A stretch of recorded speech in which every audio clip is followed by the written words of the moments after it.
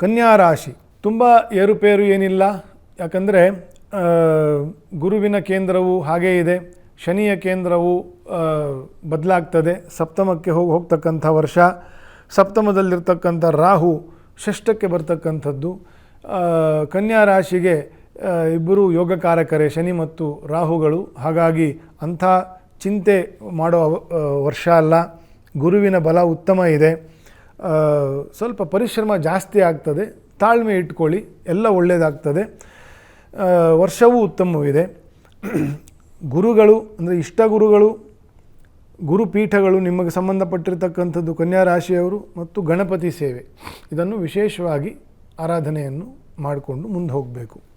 ತುಲಾರಾಶಿ, ಹಲವು ತಾಪತ್ರಯಗಳು ನಿವಾರಣೆ ಆಗ್ತಕ್ಕಂತಹ ವರ್ಷ ಇದು. ಸ್ವಲ್ಪ ನೀವು ವಿಶ್ವಾಸವನ್ನು ಇಟ್ಟುಕೊಂಡು ಮುಂದುವರಿಬೇಕು ತುಲಾರಾಶಿಯವರು. ಅನೇಕ ಸಮಸ್ಯೆಗಳಿಗೆ ತೊಳೆದಿರ್ತೀರಿ. ಪಂಚಮ ಶನಿ, ಅಷ್ಟಮ ರಾಹು, ಸಪ್ತಮ ರಾಹು, ಅಷ್ಟಮ ರಾಹು, ಇದೆಲ್ಲವನ್ನೂ ನೋಡ್ಕೊಂಡು ಬಂದಿದ್ದೀರಿ ಕಳೆದ 2 ವರ್ಷದಿಂದ ತುಲಾರಾಶಿಯವರು. ಈಗ ಸಾಕಷ್ಟು ಶುಭ ಫಲವನ್ನು ಅಥವಾ ಕಷ್ಟಗಳು ನಿವಾರಣೆ ಆಗ್ತಕ್ಕಂತಹ ವರ್ಷ ಅಂತಂತ ತಿಳ್ಕೊಳ್ಬಹುದು. ಈ ಷಷ್ಠದಲ್ಲಿ ಪಾಪಗ್ರಹರು ಇದ್ದಾಗ ಶತ್ರು ಭೀತಿ ಪರಿಹಾರ ಅಂತಂತಾನೂ ಇದೆ, ಶತ್ರುಗಳ ವೃದ್ಧಿ ಅಂತಲೂ ಇದೆ.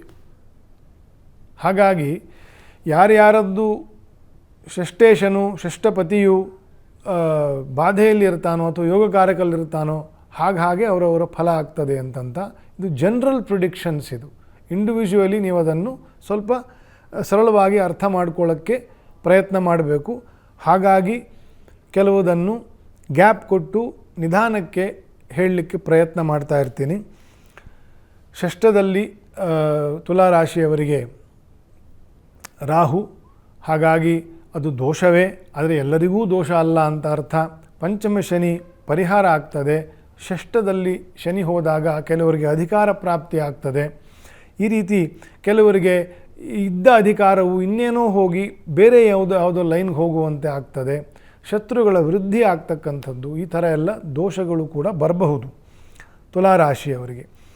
ನವಗ್ರಹ ಶಾಂತಿ, ನಾಗಪೂಜೆಗಳು, ಆಶ್ಲೇಷ ಬಲಿ ಇತ್ಯಾದಿಗಳನ್ನು 6 ತಿಂಗಳಿಗೆ ಒಮ್ಮೆ ಆದರೂ ಮಾಡಿಸ್ಕೊಳ್ಳೋದು ಅನುಕೂಲ ಇದ್ದವರು ಬಹಳ ಒಳ್ಳೆಯದು ತುಲಾರಾಶಿಯವರು.